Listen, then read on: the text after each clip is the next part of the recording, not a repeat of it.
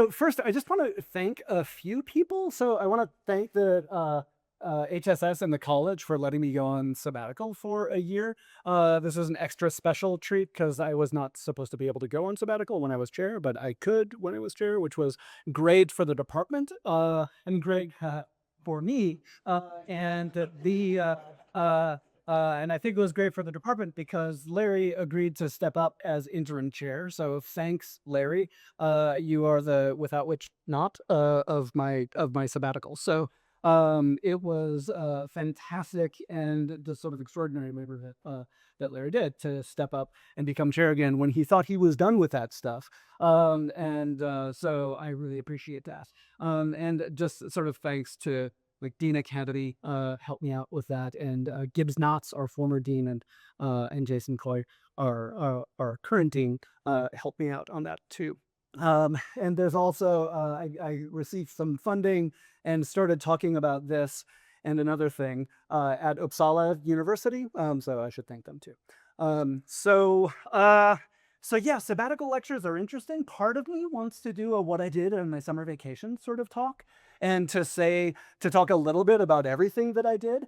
And so I'm going to do that just a little bit now as a sort of introduction, but then I'm just going to do one thing after that and talk about moral and political criticism in art. But sabbaticals are a strange thing. So you both clear your desk and you have free time to do new stuff. And this is a little of both of those things. So the engagement with Melville has been going on for a little while. I published some stuff on Billy Budd a while back. I had a chunk of that I wanted to think about at some point in the future. And so I started doing this, and I connected it to some thoughts that I've been having about Billy Budd, and it's grown into the project that you'll see in a second. And it's part of what's a little weird to me about this project is it's on the one hand, I have a bigger project about aesthetic disobedience, I call it. And so the way that art reforms itself in ways that look interesting, political, and presuppose what I call a democratic ethos, in a way that art can play a role in political deliberation and protest. It's a concept that does a bunch of different work. And this has something to do with that project, and I'm honestly not sure what. And this is part of the reason that I want to give this talk to you today, just to see what I make of it, and what you make of it, and what questions that you have. And another project that I started but won't be talking about at all until next fall was when I went to Uppsala. They have I've talked to probably all of you about this, and I'm a tiny bit enthusiastic about it. So you feel free to be embarrassed on my behalf. I looked at a Wunderkammer, a cabinet of curiosities. There they have a Wunderschrank, so it's like a refrigerator-sized thing that's filled with tiny little things. So it's this one is from the 17th century, but the practice of Wunderkammer started in the 16th century. And it had really, really interesting effects on how we think about scientific inquiry and how we think about, ultimately, they were the sort of beginnings of museums and how we think about categorizing objects and thinking about objects together.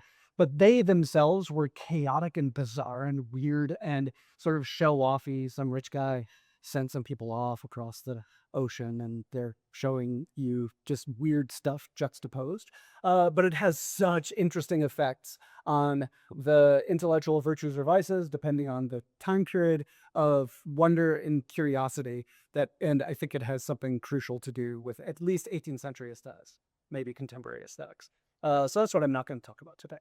But that's what, those are the sort of cluster of things that I did over on my sabbatical. But this talk, let's see. Thanks, Wunderkammer, aesthetic disobedience. Great, who needs notes?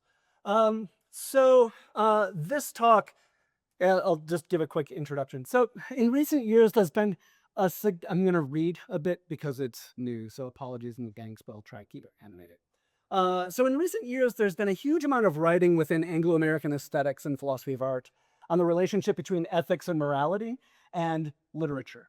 A glance at recent handbooks in philosophy of literature, journals in philosophical aesthetics, journals in philosophy and literature, the actual journal, philosophy and literature, Will reveal articles on the nature and prospects of ethical criticism, the moral complexity of our identification with fictional characters, the interrelation or lack thereof of the ethical and aesthetic values of literature, the relationship between emotional and moral expression in literature, the significance of the forms of moral understanding that literature is able to convey, and so on. You might not be blamed for being surprised at the preponderance of questions about morality in literature and the relative paucity of discussions about the politics of literature, in philosophical aesthetics in particular. While there are some examples of discussions of politics in literature, especially political philosophy, tons in literary criticism, and so in political philosophy, I'm looking at Claire Curtis. The dominance of moral questions regarding literature and philosophical aesthetics, I think, is noteworthy, especially recently. What's more, there's been very little discussion by philosophers about the relationship between morality and politics in literature. So in this sabbatical talk, I want to talk about what one might think of as two sort of cautionary tales about the relationship between morality, politics, and literature. More specifically, I want to suggest that in his stories, Budd and Benito Cereno, Melville drives a wedge between moral and political criticism to show us why it's important to pay attention to the difference between moral and political criticism. So how the talk is going to go is, so I'll get some of the philosophical question will be sort of woven in to a piece of philosophical criticism of each of these stories. So I'll be talking in a little bit of detail about each of these stories, and then I'll raise the philosophical questions toward the end. They'll pop up throughout. So the plot of Herman Melville's Budd is well known and relatively straightforward. While the novella was written between 1886 and Melville's death in 1891, the action takes place in 1797 during the war between England and revolutionary France. So at the time, historically, 1797, there was great unrest in the British Navy.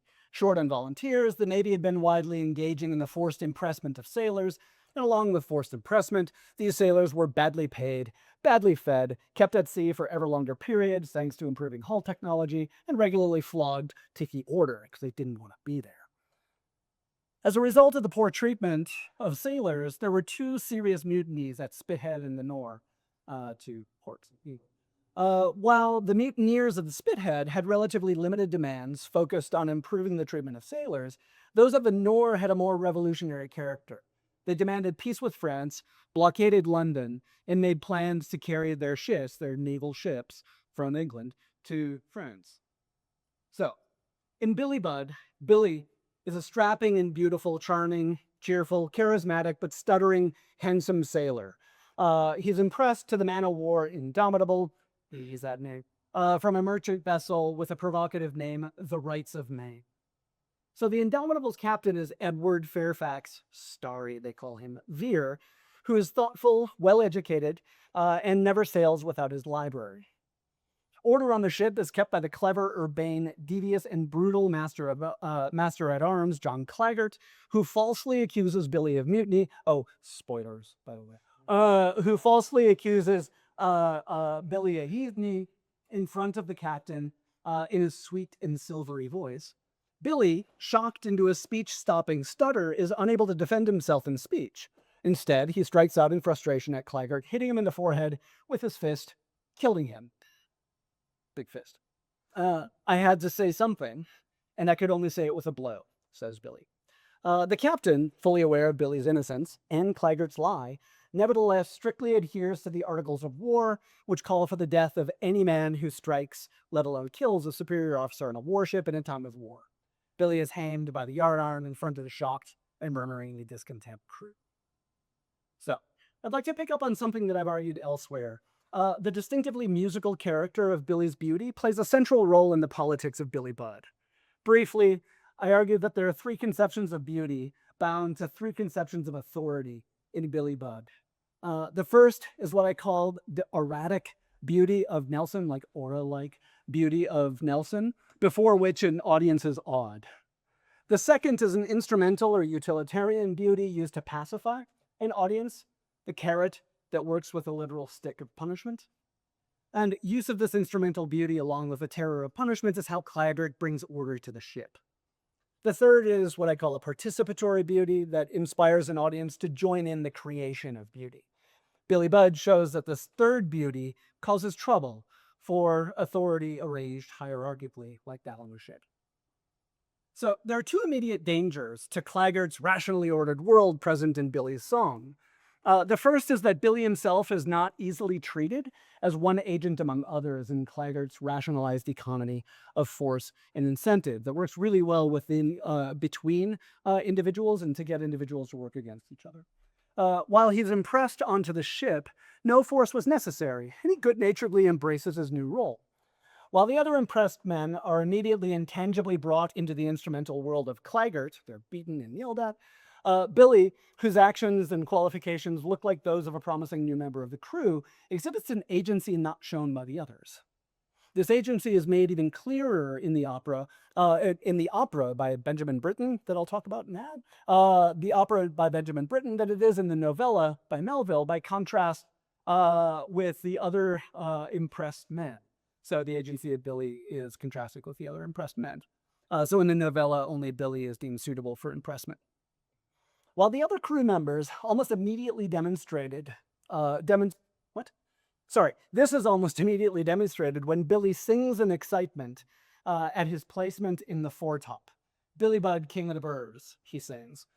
As he sings goodbye to his old life and goodbye to the ship, the rights of man, he picks up a figure of the crew's working song from earlier. And I'm going to try to play this. We'll see how it goes, because everybody should listen to a little bit of music and talk like this. So let me switch to this. Oh, this is not going to work. Oh, well, that's too bad. This will work. So here is the... so I'm going to play the work song first. And this is what the workers are saying. It's going to be a little bit hard to understand. There's a little bit of an opening thing. So this becomes a sort of mutinous theme later on. And now I think that will go away. Right, sorry. So here's what that sounds like. Boop. Oops, that's not how it sounds. Shh.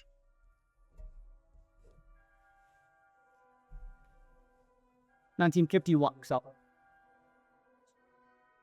The good is.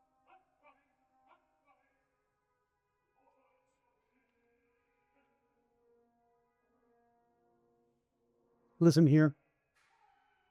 Someone just got hit.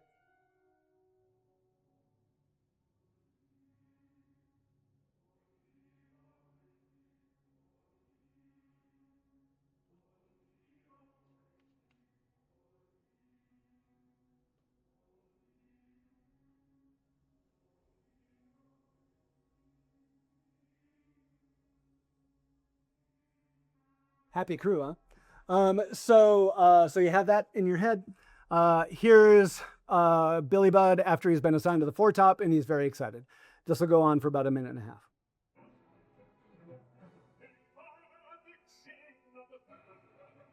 Billy Budd, King of Birds.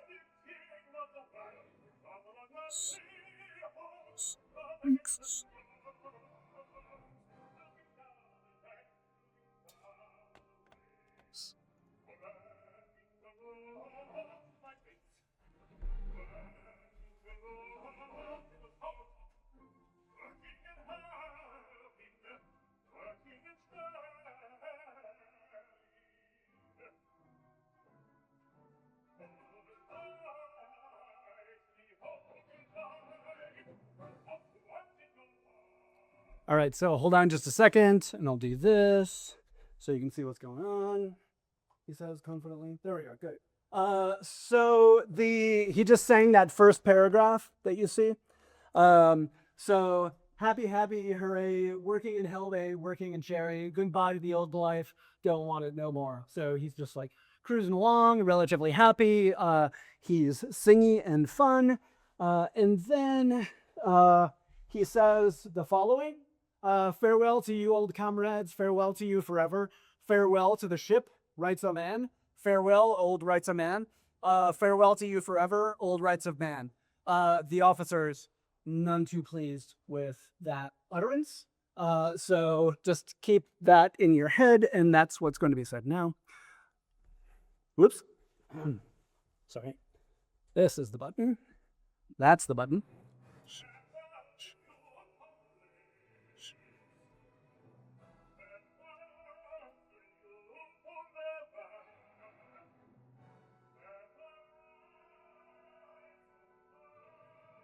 Is that same figure as the workers? Mavi Orchestra joins in.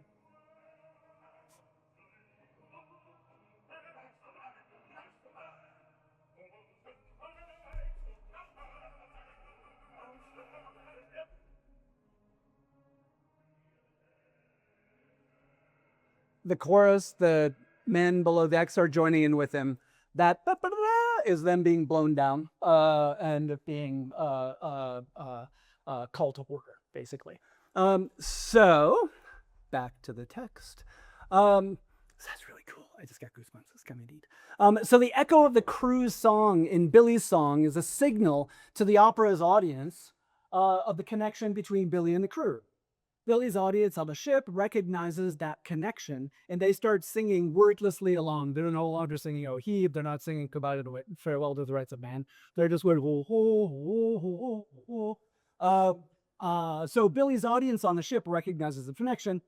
Claggart correctly sees Billy's singing ascent to his new world as in conflict with the silent submission to external force that's required of its ordinary inhabitants. So that's the first disruption to Claggart's world. So Billy's beautiful song not only makes him stand out by himself as an incompatible element of Claggart's rationally administered world, the second danger of Claggart's world is that Billy's beauty also touches and changes everybody who encounters it. As it stands as an invitation to lend their voices to his song and to integrate them into their song. And this is precisely what the crew does in a few different ways in both the opera and the novella. They include him in songs below deck. They include him in song. Melville includes him in the song at the end of the novella, and so forth. So we'll go back here. You can see that. You can take a look at that, and look how pretty that Billy is. So the possibility that crew members might find their voices together resonates on the one hand with the threat of French notions that led to the mutiny of the Nore. On the other hand, they're singing the people. Oh crap! Sorry, I just skipped a whole big section. So as Billy sings his aria, joyfully affirming his mean place in the foretop and sings "Goodbye to the Rights of Man," the crew inarticulately echo his song at the precise moment that he's singing it. The pipes are blown, they go down below deck, and the danger of allowing Billy on board is that people start participating with Billy's beauty, and Billy's beauty is in a way unauthorized on the ship. So the possibility that crew members might find their voices together resonates on the one hand with a threat of French notions that led to the mutiny of the Nore that I talk about at the beginning. On the other hand, there is singing below decks, as well as Billy's singing after his impressment interview, is taken by Captain Veer as a sign of a happy ship. So Captain Veer's first appearance in the main action of the opera shows us the contours of the political question at stake.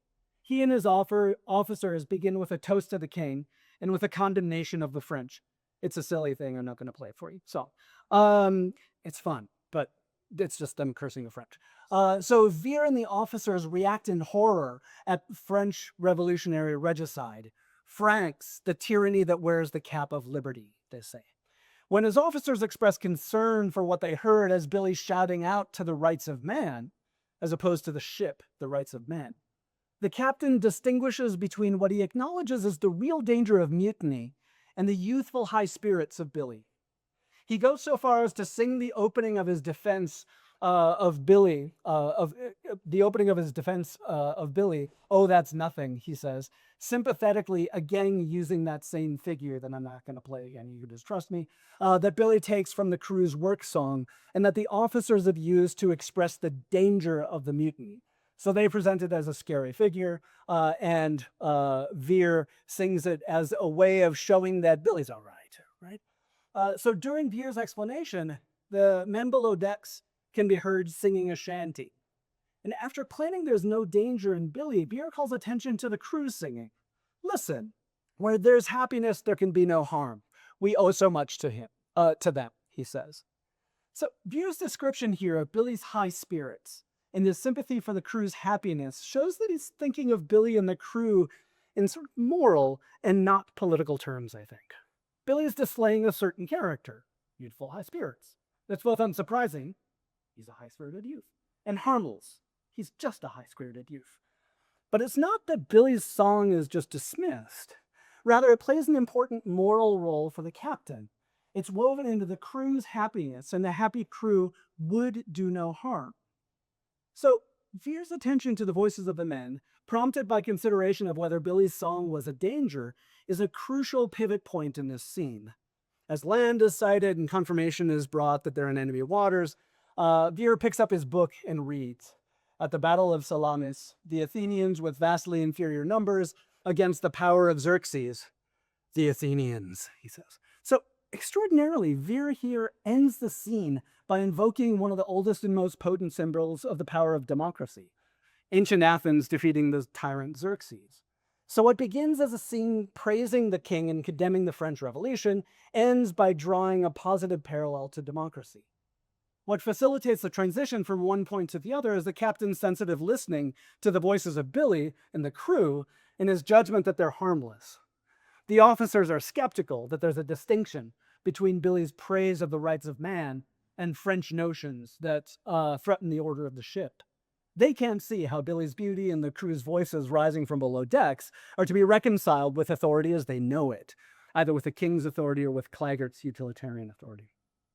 In Billy's song, they see nothing but the threat of tyranny through disorder. While the captain hears a difference, his turn to a moral characterization of Billy's song contributes, I think, to his failure to appreciate the song's political import. Moreover, in the end, Melville and Britain, interesting, but not Crozier and Forster, who are his librettists. Like E.M. Forster wrote the libretto along with Eric Crozier, and they wanted to redeem Veer from Melville, the two new librettists, and the composer of Britain was not interested in redeeming Veer from Melville, and so there's a really interesting tension between the libretto and music, but that's a whole other talk. So in the end, Melville and Britain, and I think not Crozier and Forster, shows that Veer's moral vindication of Billy and his song proves utterly useless in the face of Claggart's devastatingly effective use of the hierarchical politics of the ship and of the law. So that's a little chunk of analysis. Now you move on to Benito Cereno. So we have a little wedge drawn between the moral and the political. The political is this distinction, I think, is haunting Billy Budd in how you read it and whether or not Veer is redeemable and how we think about the characterization of Billy as a figure. So in Benito Cereno, Captain Amasa Delano notices a ship clearly in distress. Plot summary. Click spoiler alert. It's actually more important, the spoiler alert here. So deep apologies to those of you who have never read Benito Cereno because it's fantastic. Notices a ship clearly in distress, trying to make its way into the bay where Delano's ship lies at anchor toward the southern tip of Chile. He takes a boat over to help the ailing ship called the San Dominic, and is greeted by a clamorous throng of whites and blacks, says Melville, with the latter far outnumbering the former, since the San Dominic was a slave ship. In one voice and in one language, they all tell him of their travails. Barely avoiding shipwreck off Cape Horn, they were stricken with disease, losing much of the crew, becalmed for days, and were now perilously short on water. Delano asks to speak to the captain, who eventually appears, along with his black servant Baba, and confirms the story. Delano, a charitable, civil, and optimistic Republican from Duxbury, Massachusetts, offers to help with water, food, and repairs. The Spanish captain, Benito Cereno, is broody, moody, less than hospitable. Not at all grateful seeming, and these violations of propriety, manners, and basic civility troubled Delano. But Delano's sunny optimism wins out, and scarce an uneasiness entered the honest sailor's mind, but by a subsequent spontaneous act of good sense, it was ejected. So in the first part of the story, originally the first and the second installments were published at a Republican journal, Putnam's, in 1855. just before the Civil War, after the Fugitive Slave Act, significantly. The narrative voice in the beginning of the story will not quite be Delano's, as confined to his understanding. Events become increasingly strange, and moments of unease become more frequent, but Delano proves incapable of correctly interpreting what's happening in front of it. The ship has undergone a mutiny, and the formerly enslaved people have taken control and are attempting to sail the Seneca. Their leader, Bado, has constantly been at Captain Cereno's side, not out of the affectionate, dog-like loyalty that Delano sees, but as a threat. Don't reveal what happened, or everybody, including this helpful stranger and his crew, will be killed. We find out that everything Delano has experienced has been staged by Babo and performed by everybody on the ship, willingly by the mutineers and under threat for the remaining crew, only when we exit the confines of Delano's narrative. Narrative viewpoint, and enter that of an official report of the events on the ship that takes place in the third part of the story, which was the third installment of the original serial publication in Putnotes. Cool story to be told about how people misunderstood the first two parts because they took Delano's side, thought he was great, and then the last part happened. They're like, oh, can't believe it. So it was genuinely shocking in its publication history, and people take Delano's side as being the sort of moral force of the story, which will become a big deal later on. So blah, blah, blah. In that report, the report in the last part of the story, we discovered that Captain Delano made it safely back to his ship upon discovering the mutiny and successfully and violently retook the San Dominic. Bado, falling silent and refusing to speak after his recapture, stood trial and was executed, his body burned, but his head, that hive of subtlety, was fixed on a pole in a plaza where it met unabashed the gaze of the whites, says Melville. So just as in Billy Budd, throughout Benito Cereno, the arts are at the center of Melville's descriptions of what turn out to be Delano's incomprehension of the political situation he's in. From a distance, for example, the ship looks like a whitewashed monastery after a thunderstorm, seen perched upon some dun cliffs among the Pyrenees, and like a superannuated Italian palace under a decline of masters, preserved signs of a former state. Delano's first impressions upon arriving at the San Dominic is an incredible bundle of missed opportunities for understanding. The last thing he sees before boarding the distressed ship is a shield-like sternpiece with the image of a dark satyr in a mask, holding his foot on the prostrate neck of a writhing figure, likewise masked. So bluntly, the truth of the politics of the ship are first revealed in art in the story. Upon boarding the ship, Delano soon reveals his incomprehension in two different ways involving music. First, he characterizes as noise what the reader recognizes must be music. First, the black oakum pickers accompanied their, so oakum pickers, people who are picking stuff off ropes of hunter, accompanied their work with a, quote, low monotonous chant, droning and drooling away. And then the hatchet polishers, uniting industry with pastime, two and two they sideways clash their hatchets together like cymbals with a barbarous din. Incomprehension of the politics of the situation goes hand in hand with a racist incomprehension of the cultural expressions of the people among whom he finds himself. It's only when Delano performs the artistic image on the shield, when Delano himself performs the artistic image on the shield at the end of the first section of the story, that he finally understands what's happening. As he steps off the San Dominic onto his own boat to fetch more supplies, Benito Cereno, the captain, desperately leaps after him, followed closely by a murderous and knife-wielding Bal. Delano, misunderstanding that this as a threat from both Cereno and Baba, because this guy's been super impolite so far, so surely he's going to kill me. I shouldn't interrupt myself even to you read. Misunderstanding this threat as from both Cereno and Babo subdues them both, hurling Cereno aside and standing on the writhing Bala's neck. Comprehension comes in the moment Delano becomes the image and not before. But while he finally understands the immediate peril, he still doesn't grasp the fundamental political problem of Babo and the nature and depth of the rebellion. Art then here isn't a magical cure-all for Melville. It's just a central component of political and cultural agency that demands some appreciation of the history out of which it emerges. Delano fails to see what's before him because he can't but see the problem aboard the ship, either morally, Babo is evil, or as a function of his rigidly hierarchical view of authority. Even when he finally sees what's happening, he continues to fail to see that the deeper political problem of the creative agency of the mutineers.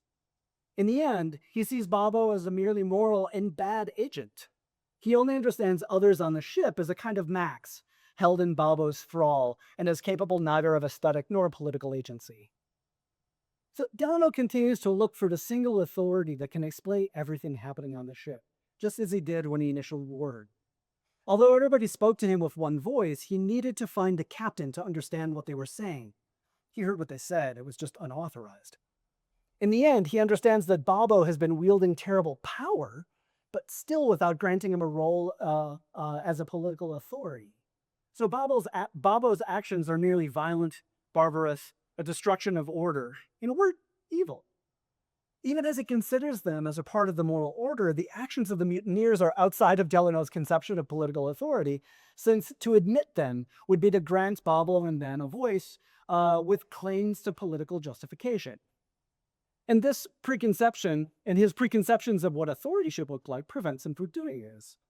Switching back to thinking about the arts, even after Delano enacts the image on the shield of the ship, he would still hear the mutineers' music as mere noise. Unintentionally alliterated and hard to say. He fails to even comprehend Babbo's political agency, let alone that of the other people on the ship, but this is perfectly compatible with treating Babbo as a moral agent. But shouldn't seeing Babbo as a moral agent go some way toward understanding the political stakes of the ship? So one might think, for example, of Harriet Beecher Stowe's Uncle Tom's Cabin as an event to transform sentiment to encourage an internal moral revolution that could help bring slavery to an end. It's largely seen as this for the time.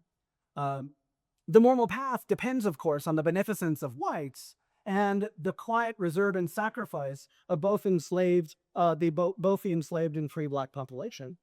The worry here is that even while highlighting the horrific violence grounding the immoral practice of slavery to shape the sentiments of the reader, Stowe's novel replays a domestic sentimentality of the American South while hoping for a transformative outcome, hopefully a sentimental moral transformation sufficient for a political transformation.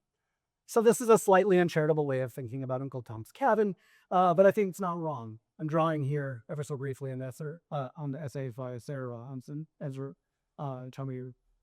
So my point here, though, is that part of the force of Benito Cereno is the way that the story skewers any hope of reform that relies on personal and moral transformation. Look how nice Delano is not going to cut it, right? So this is not to say that work on moral sentiments is not crucial to political reform and persuasion. It is. But to think that work on moral sentiments is sufficient for political transformation is to fall into a familiar trap of waiting for supporters of deeply regressive, racist political structures to come around. So the danger of this, I think, is illustrated vividly and unsurprisingly, quite elegantly, in a passage from Franklin Pierce's presidential campaign biography from 1852, 3 years before publication. Pierce, if you don't know, was a supporter of the Fugitive Slave Act in 1850, and this was a campaign problem for him, and so his campaign biographer had to justify it. And his campaign biographer was not a shabby writer. So Nathaniel Hawthorne, the author of the biography, writes, quote,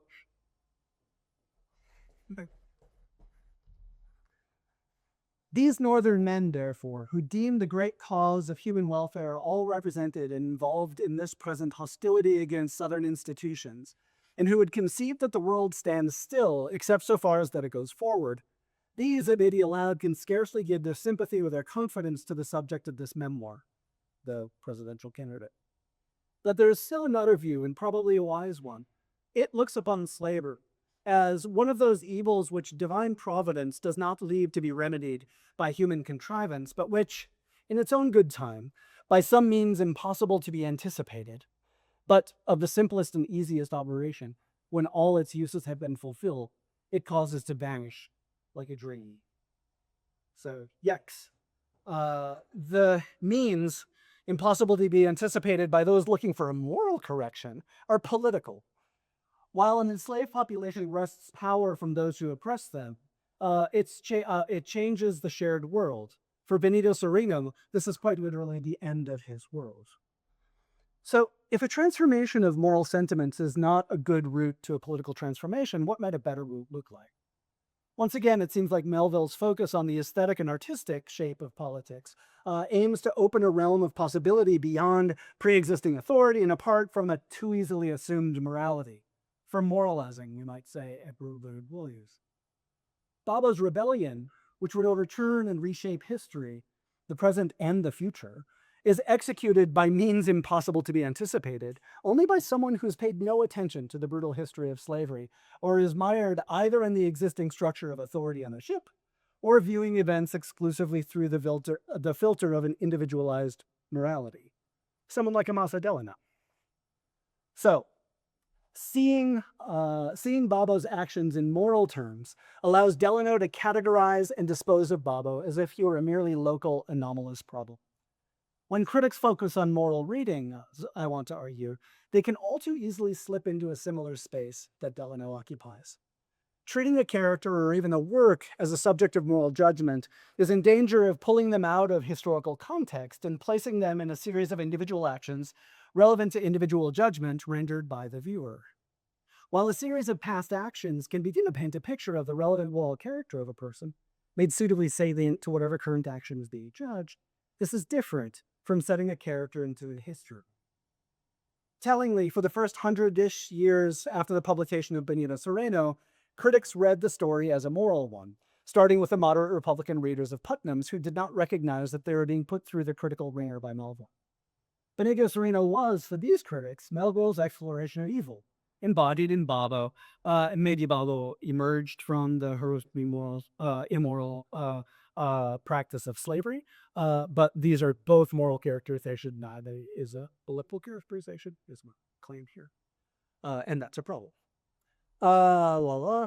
C.L.R. James was among the first to treat Benito Cereno politically in his 1953 Mariners, Renegades, and Castaways. And the one other exception that happened before Benito Cereno that I know of, or sorry, before C.L.R. James, is Nazi legal theorist Carl Schmitt saw that this was a political story. And unsurprisingly, he inverted the values of the people who were the heroes. So while C.L.R. James, Marxist critical theorist from the mid 20th century from Trinidad and Tobago, thought that Babo was the secret hero, and Melville was showing how certain authoritative and authoritarian structure robs Black people in the U.S. of their voices, and just Black people across the world of their voices. Carl Schmitt saw himself in the figure of Benito Cereno, and saw it was 1941 when he's falling out with the Nazis. So he's writing letters to a friend of his, getting a really sensitive reading of the text, and then signing his letters, "Your BC, your Benito Cereno." So he literally identifies with Benito Cereno. So the poor guy who lost his slave world. Sorry, wasn't going to say that, but here I am. So I think that political philosopher Linda Zerilli's snappy distinction between the ethical and the political is useful here. She says that ethics points to an intersubjective problem of how to treat other people, while the political is about how to develop a shared concern of something in the world within a world-building practice rooted in a plurality of perspectives. She's plucking this all straight from Hannah Arendt. That Babo fits into the moral question of how to treat other people is unproblematic and solves the problem of Babo for Delano. He's easy. That Babo would be an agent of the development of a shared concern in a world-building practice is literally inconceivable to Delano. That's why he can't see the problem. Babo's rebellion makes it all too conceivable for Don Benito, and his understanding, and that understanding signals the end of Cereno's world, and he recognizes that. At the end of the third and final installment, a happy and triumphant Delano and a dissolute Cereno reflect on what happened. After Cereno gives a sad disquisition, I wish you people would turn their phones off. After Cereno gives a sad disquisition on the power of the malign machinations to impose deceptions on even the best man, Delano responds like this. I think I have this. Good. You generalize, Don Benito, and mournfully enough. But the past is past. Why moralize upon it? Forget it. See yon bright sun is forgotten it all, and the blue sea and the blue sky, these have turned over new leaves. Delano's characterization of Cereno's expression, worry as moralizing, is telling. Delano is still being presented as adult who can't see what's in front of him, but adult at a particular time. He doesn't see the structure shaping the way he sees the world. He utterly fails to see that the problem that caused the trouble on the ship is still very much alive and unabashedly meeting the gaze of those who would look. But of course, Cereno sees the core of the problem, which lies in the historically transformative political awakening of the enslaved black population. Cereno can only look upon this in horror, since such a political awakening is the death of the hegemony that has given his life since. For Delano, though, the problem has been solved. Babo has been captured and will be punished, and that's the end of it.